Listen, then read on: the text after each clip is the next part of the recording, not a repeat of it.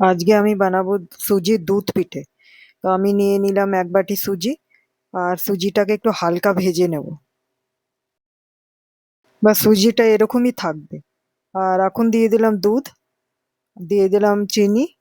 আর এটা ততক্ষণ নাড়বো যতক্ষণ এটা না শুকিয়ে যায়। এবার দুধটা পুরো শুকিয়ে গেছে আর এটা আঁট হয়ে গেছে। আর সুজিটা একটু ঠান্ডা হলে একটু আরো শুকনো শুকনো হয়ে যাবে। এটা আমি বেশ ভালো করে আটার মধ্যে মেখে নেব। এটা একটু হালকা গরম আছে, গরম থাকতেই আমি এটা প্যাড়ার মতন বানিয়ে নেব। এটা বেশি ঠান্ডা করলে আবার একটু শক্ত হয়ে যাবে, তখন এটা ফেটে যাবে।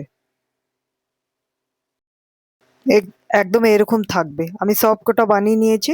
আর আমি এখন কড়াতে দুধ নিয়ে নিলাম। দুধটা একটু গরম হয়ে গেছে আর এখন নিয়ে নিলাম মিল্ক পাউডার। মিল্ক পাউডারটা গুলে দুধের মধ্যে দিয়ে দেবো। দুধটা ভালো করে ফুটে উঠেছে। তারপরে আমি এখন দিয়ে দিলাম চিনি। আর একটু দিয়ে দিলাম ফুড কালার। এবার একটু দিয়ে দিলাম বাদাম আর মগজদানা। আর যে সুজির প্যাড়াগুলো বানিয়ে রেখেছিলাম, এবার একটা একটা করে সবকটা দুধের মধ্যে আমি দিয়ে দেবো।